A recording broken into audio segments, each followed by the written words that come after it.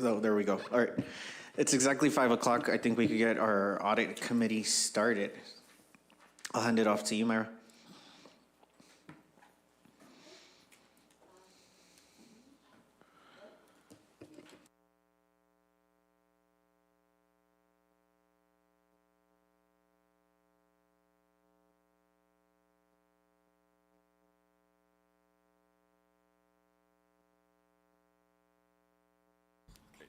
Do I start over?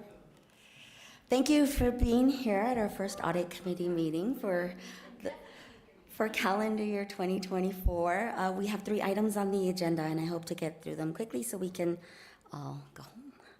And the first item on the agenda is I'm providing an overview of the risk assessment and audit plan development process.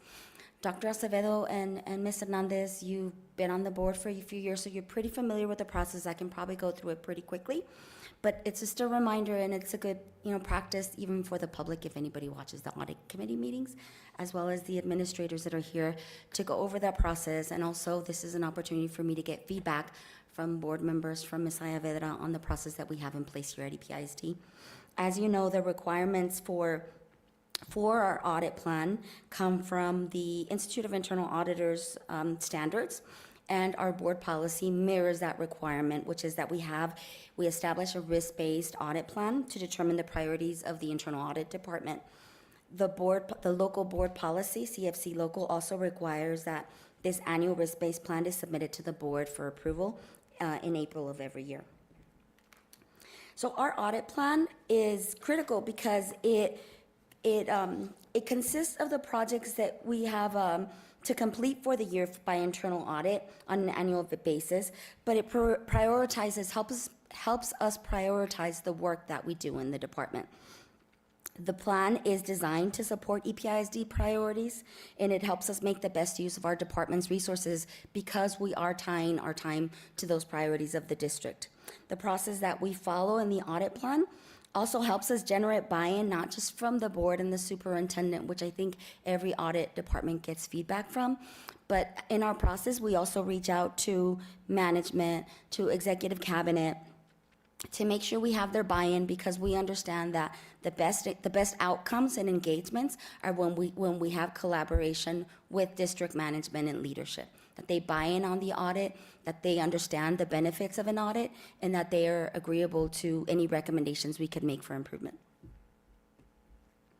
So the methodology begins with the part 1 of the methodology begins with the risk assessment.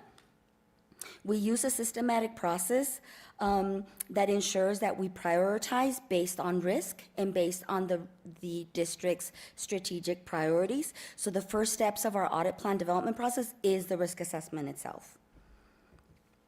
And the first thing is to make sure that me as the leader of the department, as well as my team, that understand the priorities of EPISD. And as I've said to the board and other people here in the room before, internal audit departments can audit almost anything in an organization. However, an effective internal audit department knows and understands that in order to add value and support EPISD success, we need to make sure we're auditing the right things. So from the beginning, we need to understand the priorities of the district, and then the rest of the processes that follow within the risk assessment and in the reaching out to other stakeholders is always bringing back that this is going to be our map. Just like it's a roadmap for the superintendent and her team as to where they're taking the district, we need to make sure that we are also aligning the work that we do to that roadmap. The next step in the risk assessment process is to identify or update the audit universe. We've been doing this for years, so we already have an audit universe set and place, and that consists of really in plain language is the areas that we can audit in the district. Why it's important that we look at it every year is because there's restructuring, there's changes in the district where we need to rethink if the audit universe needs to be tweaked. And we also, priorities in the district change, so we need to make sure that as we do that, that we have all those auditable units included in that universe so that they can be part of the risk assessment. The next step is to update the risk factors that we use to measure the risk. Risk factors are not necessarily risk, but rather attributes that are indicators of risk impact and risk likelihood, which is how we measure risk. These risk factors serve as an efficient ways for us to assess risks, since they provide some consistent criteria across all auditable units. And we can collect data related to these risk factors fairly efficiently through, say, questionnaires. The risk factors are reviewed annually, and that's to ensure that they're applicable across all of the auditable units, and that they're still affecting and helping us assess the operating, financial, and the compliance risks of the district. Melissa just handed out a document. That's a document internal to our department, where we provide an explanation of what each of these risk factors, considers. So it gives you an explanation of that, as well as the how we measure, how we determine what 1 signifies 2, 3, as we're scoring it, and I'll talk about that a little bit more. I think most of these factors are pretty self-explanatory. When you think about financial impact, regulatory compliance, the criticality of the unit, when was the last audit or evaluation.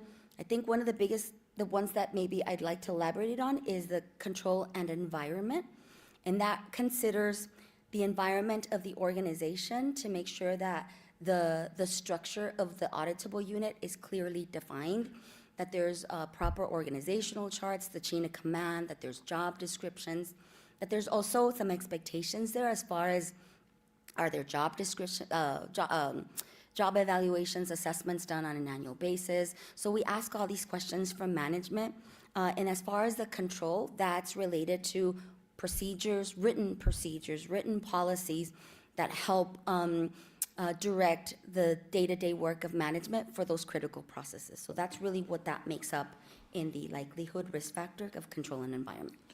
One quick question. Where would the hotline fall into this? Because I feel like this past year has been good in terms of trying to get more people to submit stuff not to the hotline, because everything was being submitted, right? And we have Let's Talk and different channels, and communications did a whole thing. So is there somewhere, I guess, where that would fall to make sure that people are not submitting stuff to the hotline because they shouldn't submit it there, they should submit it somewhere else? I think it's not necessarily the hotline itself, but more of the outcome of some of those complaints that are truly, somebody follows up on. Because the hotline is managed by internal audit, and we get to see all the reports that come in as well as all the responses.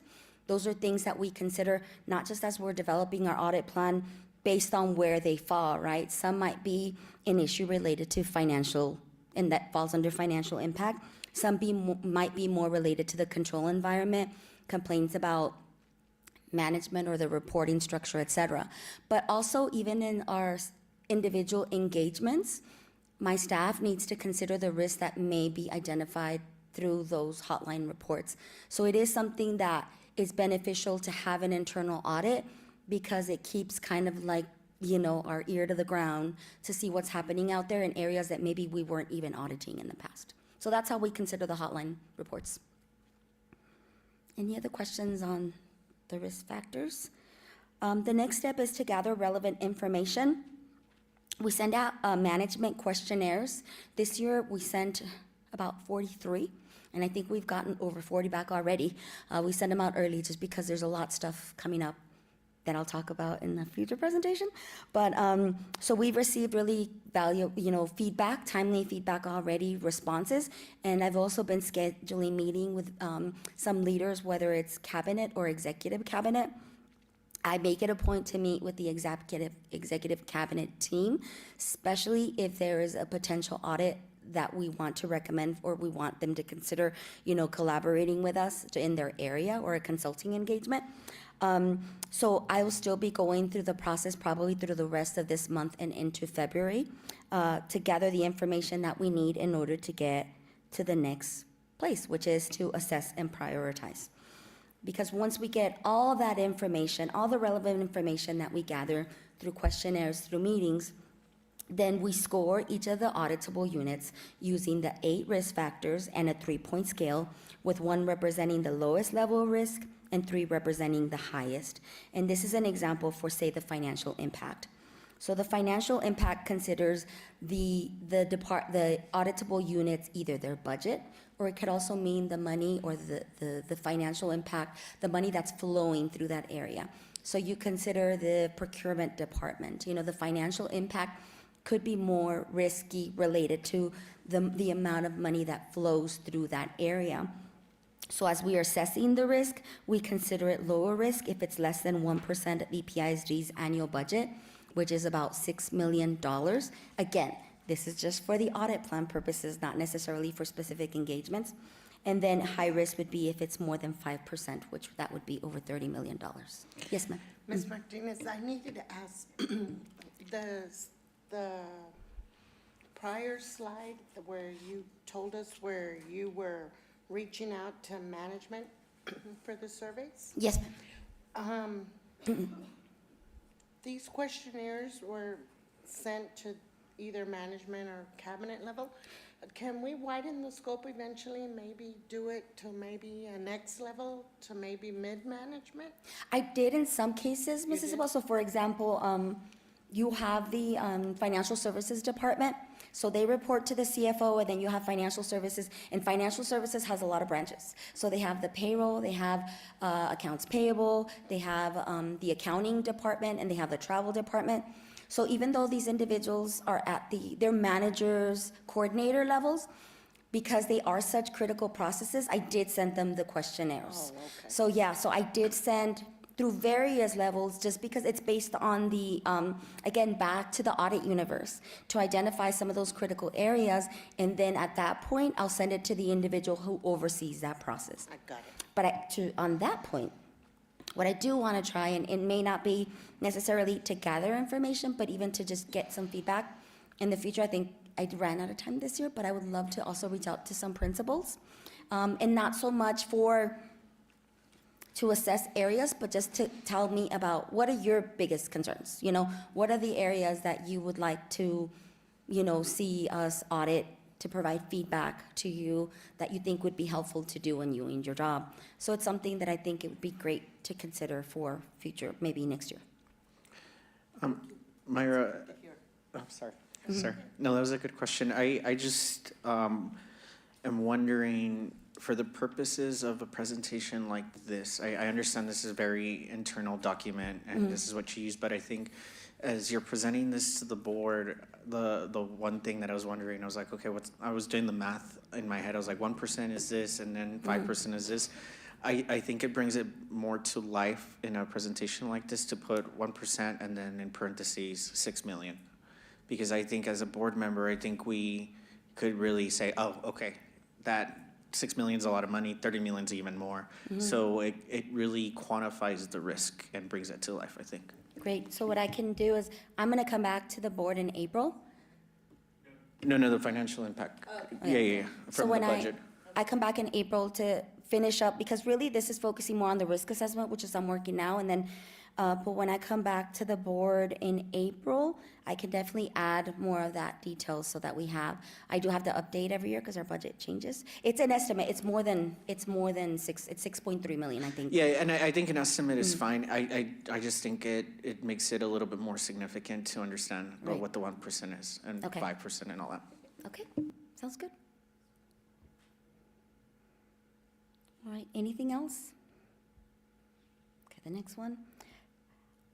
So after so again, we assess and we score based on the different risk factors and the 3-point scale. Once we get, here's an example of an auditable unit at the bottom, and you'll see that, there's a score between 1 and 3 for each of the risk factors, and then there's a total risk score for likelihood, total risk score for impact. Based on those two scores, I determined the risk rating or risk rank.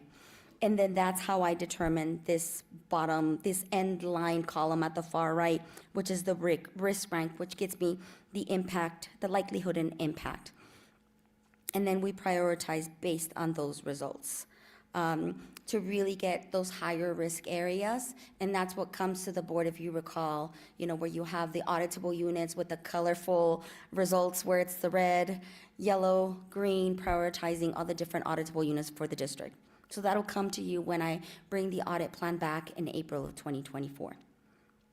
The second part of the audit plan development process, after we prioritize those areas, then we need to determine how much work can we accomplish based on our resources. So we match the potential projects with our people, with our budget. Do we have the right staff to do a special ed audit? Do we have the background, the qualifications to do a procurement audit? That's where we're matching what we have with what we can do. If needed, okay, maybe we don't have someone who's an expert in construction, but can we get them training and get them up to speed so that we can accommodate the projects? And that's what we do from year to year, is we really learn. My team takes on a lot of work, a lot of training, a lot of learning, because we do all sorts of audits from the academics areas to financial and operations. But I feel like that's what's helped our department grow from year to year. So we match resources to the potential projects. Number 7 is when we propose and solicit feedback. Now we know what projects we can do. We come up with a list. This is what we can do for the next year based on the risk. And then we meet with the superintendent, or I meet with the superintendent, and I meet with each board member for a one-on-one meeting to discuss the results of the risk assessment, the potential projects, and also to get feedback from you, because there are sometimes areas of concern that you communicate with me throughout the year, and we can, discuss at the time if that's something we want to include in the plan, or if we want to push it to a future year. After getting the feedback, we finalize the plan, and then that's basically just putting the document together. And then number 9 is to communicate the proposed audit plan to the board, and that is in April of 2024. And keep in mind, this is a plan we're developing for next fiscal year, so the implementation of the plan won't begin until July of 2024 through that fiscal year. And then the last slide is just some reminders that, those high-risk auditable units are the ones that may be included in the audit plan based on the input we get from management, leadership, and the Board of Trustees.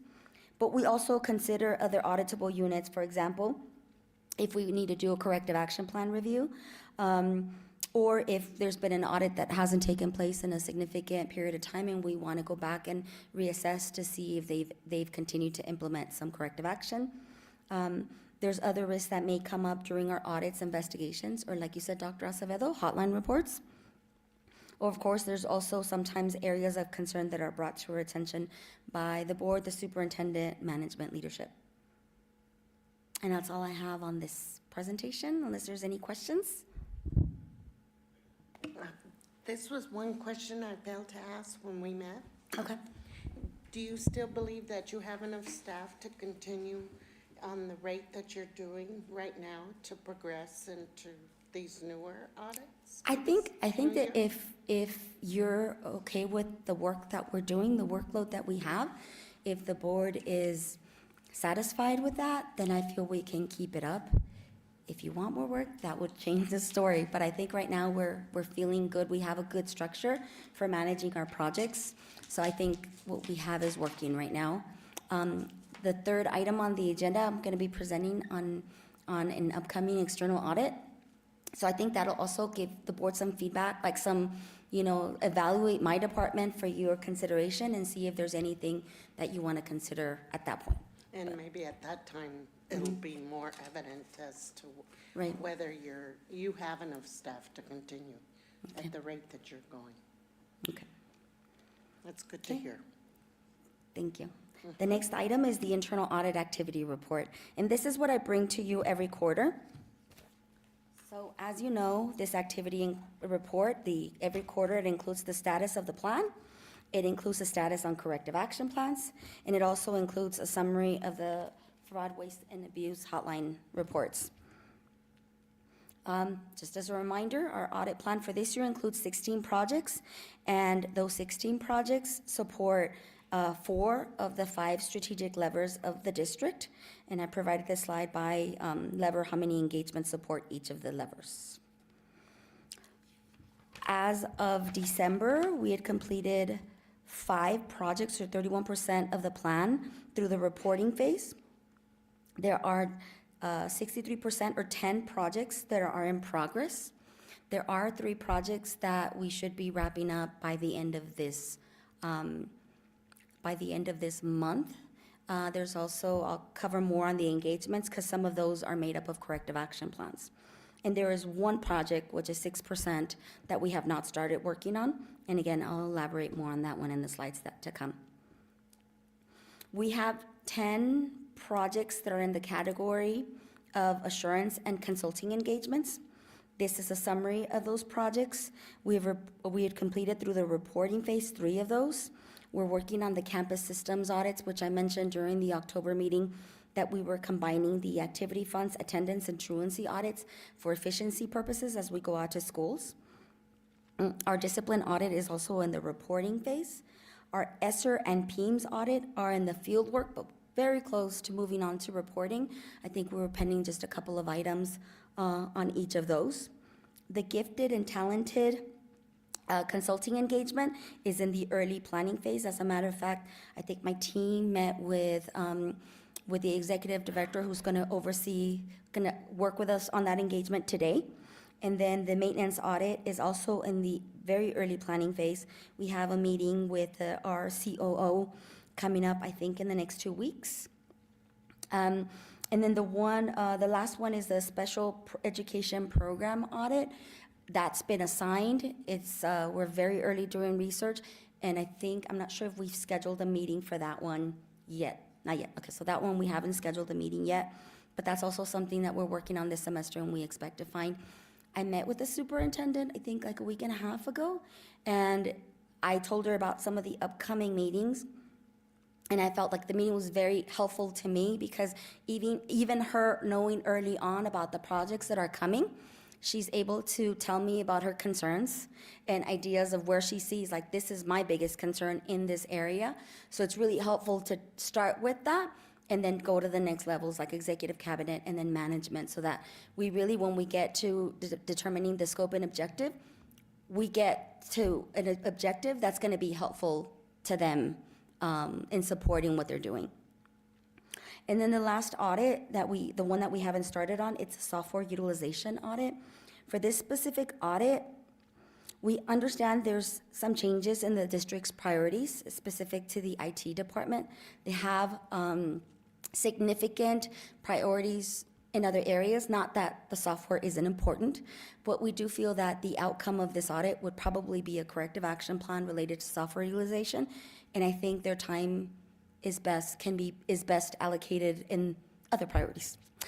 So we're working with the IT department to see if we can provide some consulting services instead in other areas, and dropping this project from the list.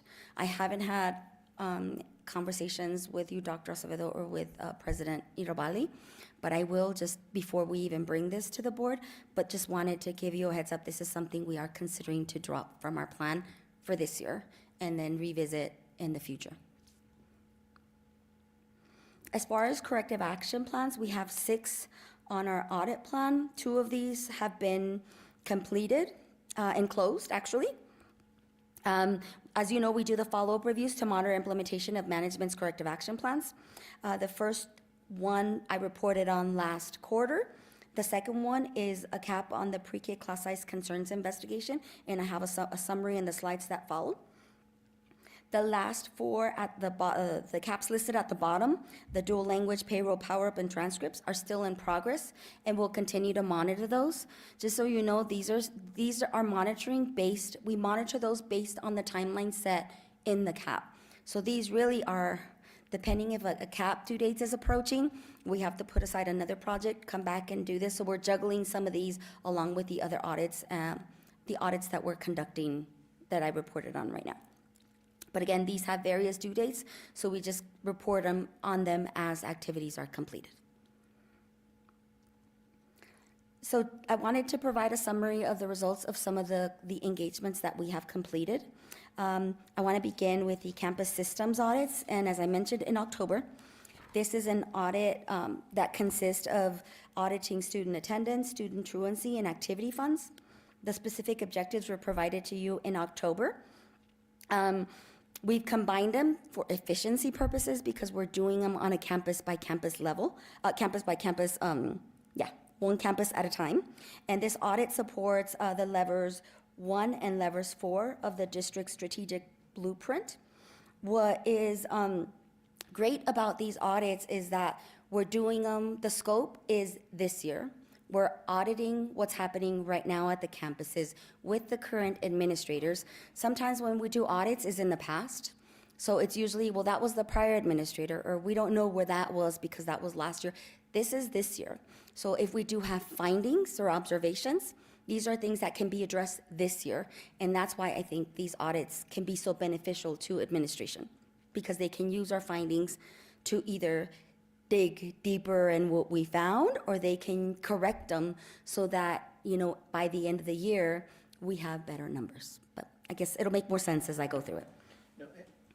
And I think that putting it like this really helps me as a board member to kind of understand how aligned you are with the plan that we've put together with the superintendent on our strategic blueprint. True. And I think that we're seeing that you want to drop an audit because the district priorities changed. And I think it goes back to those 5 levers. And that's really nice to see in that sense of like, oh, okay, this is focused. We're going toward the same goal from the audit level, from the board level, down to the classroom, like the superintendent likes to say. Yeah, I was just going to reinforce the fact that, really as we continue to work forward or move forward, it's about really alignment from the boardroom to the classroom. And there's several different ways that we align the system to make sure that we're paying attention to things that are really part of the work that we're trying to do with the strategic blueprint in an effort to align the boardroom, from the boardroom to the classroom. So, yeah, thank you for noticing that. But also, knowing that, since according to your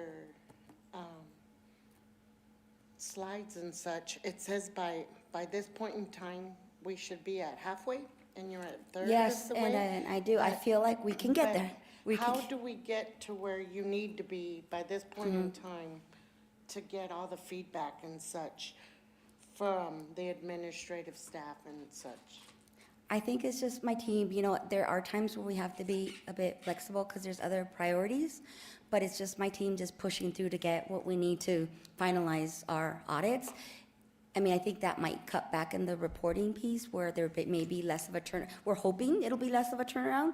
Once we report the findings, they can hopefully provide a response sooner. But we'll try to make up some of the time there. Okay. I would also share with you, as they're working through their Right. audits, something that I asked Myra to do, that would benefit moving some of this along in a more expedited fashion, is that I really want her to interface with the cabinet as a whole as she's working maybe with a particular department to create a cap, based on the findings. Because many times you might have an individual cabinet member whose department is impacted more specifically by the cap, but there's other pieces that might need to come from another department, because there's cross-functional work that happens, a lot of times it's overlapping. And so if there's any holdup in that area, at least the entire cabinet is aware, this is out there, we're close to findings, here's what we're starting to find, what can you provide in terms of assistance, so that we're thinking organizationally about how this cap might need to be, put together. So we're trying to put some communication channels in there, so it's not always on the tail end, but there's points where Myra might be interfacing a little bit more to keep us up to date on what's happening. She can always come to me when she's hit a brick wall, and it's like, okay, I need you to clear the path. And again, it's not a crack the whip, it's really about, we need to meet a deadline. What's keeping you from meeting that deadline? We're here to help. How can we help you get there? So. And if I can say, last year, the information that we got was invaluable. It was great. But what I found it just difficult for me was to get it towards the end of the year, or the school, in July. And that was the month we were supposed to be off. And for me, it's just for me. I don't know Right. about anybody else, but I found it difficult to read up on everything prior to July. Right, I remember you talking And about. that, to me, it just put pressure to be able to be prepared or to give you response when we got it towards the end. And for me, it was just hard for me to read all of that when we were all off in July. Yeah.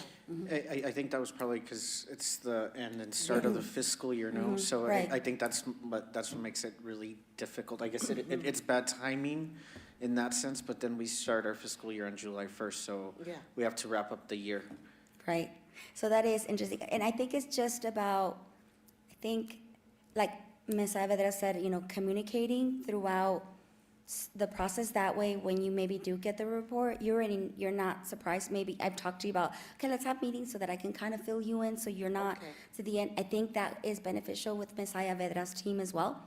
This time before the audit committee meeting, she invited me to her executive cabinet to talk about what I'm going to present on attendance and truancy, because like she said, maybe you think that this is more focused on schools or certain departments, but it could involve other areas. And it's also because it's tied to the strategic blueprint. It is important for everyone to know, because everyone provides different valuable insight on what could make a good corrective action plan. I've also worked with Maribel already. We talked about, at this point, the third week of the month, we're gonna reach out, connect, and see if there's some preliminary findings that I can share with executive cabinet, because I think also that communicating ahead of time and not waiting till the report is out. I typically do that with Ms. Saavedra, but I don't do that with her entire cabinet. So I think that also might be helpful with them already to be thinking about a corrective action plan and what needs to be done. Or how that could affect other areas that they oversee that we haven't even thought of. Well, I trust that it'll work because of the fact that it was just because of it was the end of the year, yes. And then we were asked to approve of many purchases towards the end of the year. And it snowballed for me to be able to give responses or to know all that was going on at that point in time. Yeah, the end of the fiscal year is just tough for all of us, I think. But you're doing good, and Thank you. that's all I'm saying. I appreciate Is that for us as the end users, in order to get feedback, I also need time to read up and Of course. be prepared. Yes, ma'am. Thank you. Okay. So before I present the findings, I wanted to give you some background to the board on the attendance audits. Attendance reporting and validation happens every day at each of our schools. At elementary schools, teachers take attendance at 10 a.m. every day, at what is called the official accounting period. At the middle schools and high schools, teachers take attendance within the first 10 minutes of class, not just each day, but each period. But for funding purposes, at our middle schools and high schools, attendance for funding purposes is only once. It's during the official accounting period. At most schools, it's either first or fifth period. At some, it's third period, I believe, right? Second, fifth, and sometimes third. But that's something to consider. Teachers take attendance every day in the classroom. When a teacher takes attendance, they mark the student absent. They don't know why the student is absent. So in the system, it's captured as an unverified absence. After the absence is captured in the system, then the attendance clerk have a very critical process, and that's to confirm that these entries that they verify what those entries are. So they'll go back to their notes, to their logs from parents' notes, from calls from parents, and they'll say, okay, this student was out, here's the doctor's note. This student was out, they were at a student event, they were at an athletic event. This student was in the counselor, this student was with the principal. And the reason why that's so important is because there's certain absences that even though the student is not in the class, we still get funding for. If the student is at a district-approved activity, we get funding for that. If the student is with the counselor, we get funding for that. So it's really important that absences are verified. Attendance clerks also confirm that teachers are taking attendance, because the other risk with attendance is if teachers are not taking attendance, that means they're not marking any students absent, and they get reported as all present to TEA. This means that TEA is giving us funding for kids that potentially were not in class. So we can be overfunded in that sense. If they don't get verified, we could be underfunded. So it's it's a very important job what the attendance clerks do every day, and it's high volume. And then the final individual well, not the final, but another important person in this process is the principal, who review and attest to the accuracy and the completeness of attendance data for their campus. As we know, the accuracy of attendance data is critical to make sure that not just for funding purposes, but that we identify the kids that are truly not going to class and that are not going to class and have unexcused absences. So in summary, for the results for the attendance audits that we've done, which are for Jefferson and Tinajero, is at Tinajero we found that there were approximately 3,100 unverified absences and 45 no call absences. No note, no call means that the attendance clerk has called and has contacted the parent and has exhausted all efforts to try to get a note or a reason why the absence. These absences translate into approximately $187,700 in state funding. That's at Jefferson. At Tinajero, they had 1,350 unverified absences and 600 no note, no call. And this is as of November. And that translates into approximately $118,801. So this year we decided to quantify it, the absences, the reason, the impact of what these absences mean, because we think it's eye-opening to see that that's, more, almost over $400,000. And not that we would get it all back, but the next bullet point is that we found that attendance was not recorded accurately for 6 of the 16 absences that we tested at the high school. Those 6 absences, it was 6 absences. In 2 instances, students were not even marked absent. 4 kids were marked as unverified. All those kids were at a school-sponsored event. So we would get funding for those kids, but they weren't coded correctly. So coding is critical to make sure, not only are we making sure that these kids really were not unexcused kids, they're not truant, these kids were at a school-sponsored event, and we could get funding for those kids. Which is why, when we talk about being a district of innovation and really saying that the 90% rule is a big factor in attendance, I'm not saying that it doesn't play into it, but I'm not necessarily fully convinced that that's the issue when we have, some protocols and some pieces that we're not following as closely as we could. And so I think that we talked about, especially in cabinet, the CAP really be addressing some of these issues that we're finding, because I think it's more prevalent than we think. Right. And I think this is just an opportunity. We're providing information to district leadership so that okay, we do have some coding issues, and that's one of the first things that needs to be addressed. We also had other non-compliance issues with the attendance procedures related to daily procedures like attendance not taken, training, supporting documentation needs to improve, misfiled records. We had an issue with a bell schedule at one of the campuses that didn't match what was actually happening. And then self-audits either not being completed or being incomplete. And that's a summary of the attendance audits. We also did some truancy audits. Did you have any questions? Okay. So truancy audits, what we're looking for is we're making sure that when a student has 3 or more unexcused absences within a 4-week period, the district sends a notice of absence letter, so we're making sure that those letters are being sent, as well as by law, we're required to develop a 45-day attendance improvement plan in conjunction with the parents. So we were looking for those plans as well. What we found for the 2 campuses that we visited so far is that 4 of the 6 students did not have a 45-day attendance plan, and the 2 students that did have the 45-day attendance improvement plan was not signed in one instance by the parent, and in the second instance, neither by the parent nor the student. And as such, we felt that documentation was insufficient to confirm that the parent provided input in the development of the plan. There's also some findings at the department level where I think there could be There's a need to improve the procedures because there are no timelines for when the notices of absence letters are being sent. So some we're being told they're being sent right away, and some they're waiting 11 days. I know last year we had an instance where they weren't sent for a semester. So I think it's important to establish some timelines. There's also no procedures to outline how campuses should document and track the distribution of the NOA letters. Some campuses are really good about keeping copies of it and who sent it and when they were sent. Others have nothing. We just kind of like take their word that they sent it. That's really difficult to audit when there's no expectation set for them to begin with on the monitoring. And then the last piece is on the monitoring procedures for the 45-day plan.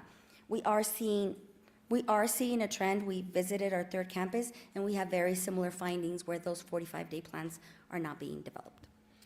I have a question. Yes. Ms. Saavedra, in regards to, besides the truancy, but prior to that, the PIMS? The attendance. Where are we on training for this, for them, for the PIMS clerks? Or those that are taking attendance? It is something that's required. And what we found in our audit is sometimes they miss the day of the training and they don't attend. So it's more of coordinating with the student services parents, the student and parent services department to make sure the training is available for makeup sessions. It's that, just because there's certain opportunities, and if they're missed, unfortunately, well, they don't have the training. So, yes, ma'am.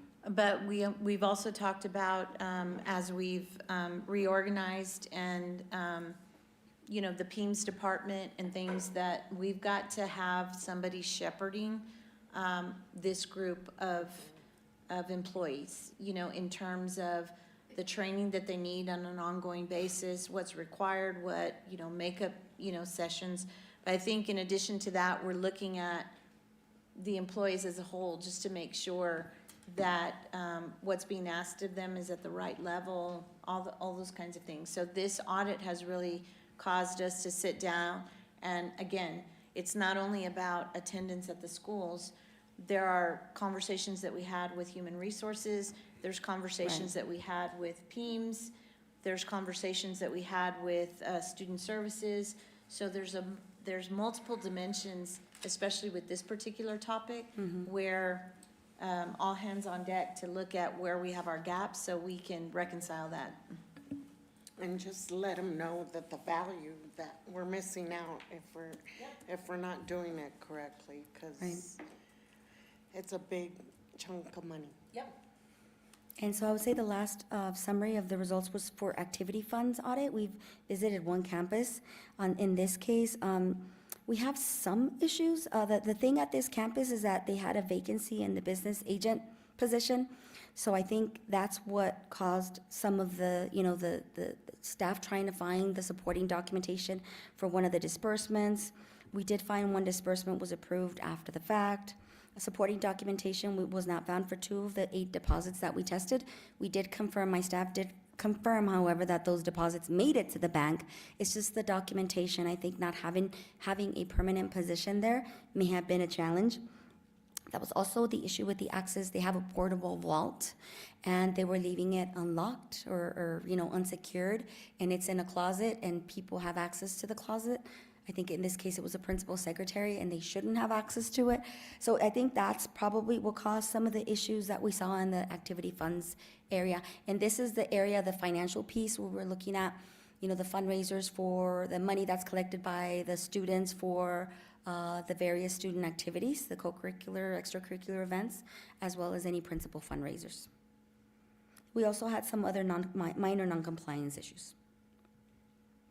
The one CAP follow-up we finished was on the pre-K class size concern at elementary school, and what we did find is that management implemented all 5 activities in the corrective action plan to address the findings and recommendations in the original investigation report, and as such, this CAP has been closed, and the report will follow. We're working on that so that we can issue it. I provided, just for transparency purposes, the scope and objective for the projects that are in progress. The PEMS audit, I'm not going to read it, but it's here for you and for the public. we expect to move on to the reporting phase for this audit before the end of the month, as well as for the student discipline audit is actually already in the reporting phase, but we haven't shared the findings with admin yet, so I don't feel comfortable sharing it with the board yet either. As I said, the audit plan changes, we are wanting to propose a change due to changes in the district's priority for IT to remove the software utilization audit.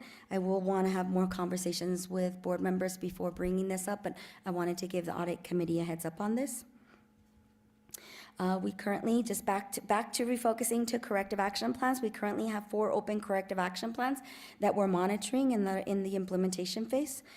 This slide provides the overall completion percentage by corrective action plan. Ms. Isabel, I gave you a legend so that you can see for each project code, I provided the name. As you can see, the one with the overall highest percentage completion is the dual language cap. They're on track, I think. I mean, they're not, I think it's not due till late May or June, but we think they might even complete it early. They've been moving along really fast. The transcript cap is still at 0, however, none of those activities are due yet, and I think they're not due for over 90 days, so they still have time to work on those. This provides a summary of for each cap, the number of activities that are open, those in yellow versus those that are closed, which are the ones in blue, by each cap. And then this provides the due date ranges for activities that are still open. As you can see, for the Power Up, we do have one activity that is past due. We got a status. My team has been meeting with IT. They've been working with them on what we need to close this activity. They met last Friday, and IT put in a plan of action in place so that they can work on closing that activity by this Friday. If it doesn't get closed by this Friday, I mean, at this point, we'll need an extension, but we're positive, we're hopeful that, I know Manny's working really hard with his team to get it done. And then the last piece is on the fraud, waste, and abuse hotline. We've received 69 reports, but 11 of those have a duplicate concern. So it's really more like 58. For 29 locations, 91% of those have been anonymous. Compared to prior years, we are lower than last year, but if you bring it down to 58, it's closer to 2022. They've slowed down a bit at this time of year, which is good. 93% of the reports, 64 of them have already been closed, and only in 5% of those has a concern been substantiated. None of those concerns substantiated have been fraud related. It's important to note that. This is the reports by location type, elementary schools, pre-K 8, secondary schools, and then departments. And then this is the report allegations by category. I can tell you we get a lot of hotline reports that are just venting and complaints that are really not a non-compliance and more a comment or complaint, whether it's about the weather, delayed start time, or anything else. They're really not for the hotline. So we post a message to the caller letting them know that here's a link to Let's Talk in the future. Please submit your report because this is not a non-compliance issue. We'll just share with the appropriate administrators, and that's it with those, and we close them out. And I believe that's all I have on this one. And I know, Dr. Acevedo, you were short on time. I have one more item, but I can fill you in later. It's a really fast presentation at the end. Okay. Mm-hmm.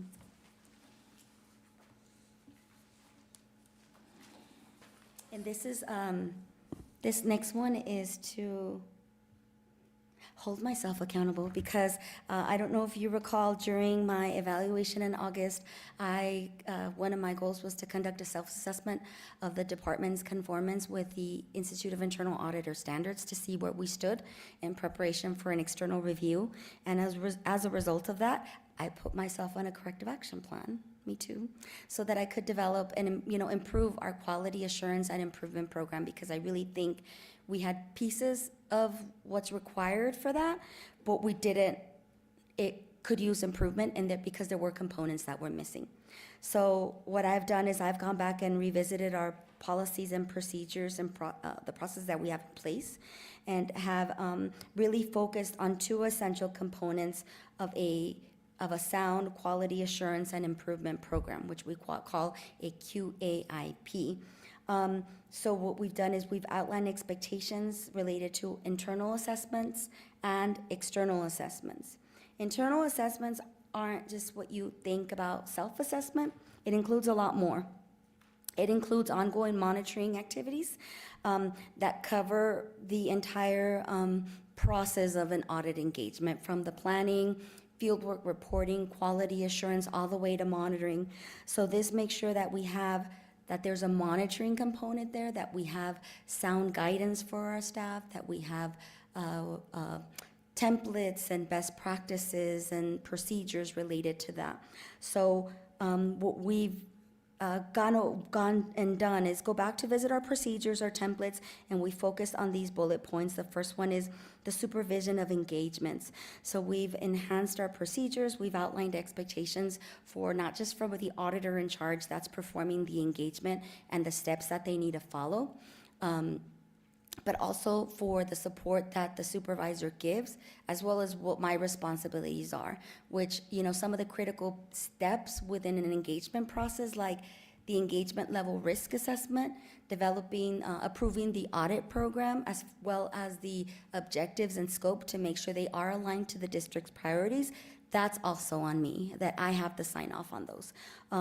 Asking the right questions during the fieldwork phase, not just the supervisors there to support the auditor on the day-to-day basis, but I'm also there during our status meetings every 2 weeks, so we can discuss how they're moving, if they're having any problems, any issues that I can help support them with, and then all the way through the reporting phase to make sure that we've have work papers that are cross-referenced that support the work that we've done and the findings that we're getting ready to report to management. So we've outlined all that, as well as expectations for work papers. We already had work paper templates that we developed in-house, but we've revisited those just to make sure that they do a good job also at documenting the supervision of and the monitoring of these engagements. We've always had project budgets and timekeeping, so we're still doing that. As you know, I also provide the status reports to the board and on the audit plan completion. Our annual report includes audit metrics that include audit plan completion as well as staff proficiency. This year, I'll be adding additional metrics for the board to consider, as we get closer to August, which is when I do the annual report. And then we will continue to do those periodic self-assessment of conformance with the standards, and those will be done on an annual basis as well. And I'll continue to report to the board on the results of those. Our Manual of Audit Policies and Procedures, which we call our MAP, really outlines all those policies and procedures that support all of this that I'm presenting to you. They support our conformance with the standards. They have procedures that guide auditors in the planning, fieldwork reporting, quality assurance, and monitoring process of our engagements. They provide guidance on everything from how to develop findings to how to do sampling methodology. I mean, it's we've been working on this for years, some of us that have been here over a decade working on our processes and procedures, and we're putting it all together just to support this quality assurance and improvement program. Again, it outlines, now it's outlining the expectations for internal and external assessment, and it has the requirements for me to report to you, the board, on the QAIP and the results of any assessments that we do. And it's weird requirement that the IIA has, but it's on when internal audit can use what they call a conformance statement, meaning our department conforms with the Institute of Internal Audit Professional Standards, and you can only have that when you undergo an audit. So I'm so excited because the next piece is external assessment. So this year we've added that to our manual of our procedures, is that we will have to undergo an audit every 5 years, beginning with this year.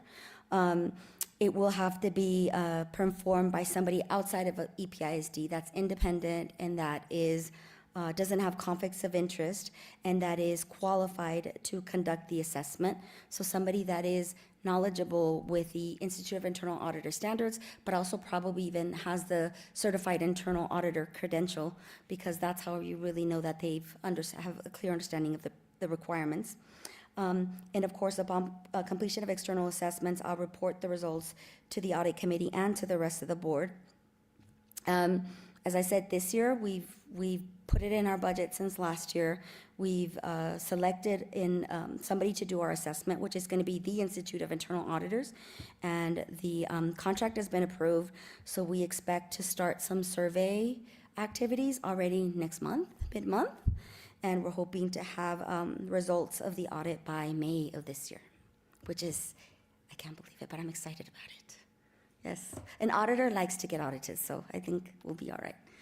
And I'm really looking forward to just recommendations on how we can possibly be more efficient, do things differently. The standards are changing, so I think having that organization do our audit is really gonna be valuable because they're gonna tell us, they're gonna give us good advice on how to transition to some of the new changes that are coming with the new standards. So I wanted to give the board an update on that, but yeah, it's happening.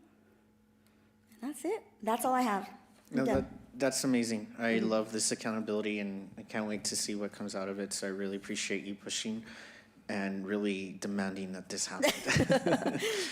But no, thank you. And just on a sadder note, it's my last audit committee Oh, I know. as chair, and it's just been a pleasure. And thank you and your team for your leadership and doing so much for the district. I can't thank you enough. So just really appreciate you. No, thank you. I appreciate your support always, and thank you for your dedication and for all this time that you board members put in and all this unpaid time that you volunteer to us. But I really appreciate the support that you've always given internal audit. I tell you board all the time, we can't do our job without you. I appreciate you, and I think you're going to do great at City Council, and we're all really happy for you. And you know, there's an auditor over there too. So. Yes. So I Yes, think you're that gonna just have got put under city council, which is great. Yeah, exactly. Now they have the independence that EPISD's internal audit department has had for years. So, Yeah, it's amazing. yeah. But thank you so much for everything too. And thank you, Ms. Isabel, and thank you, Ms. Saavedra, for being here. Well, thank you so much. We Good will job. conclude the audit committee at 5:56.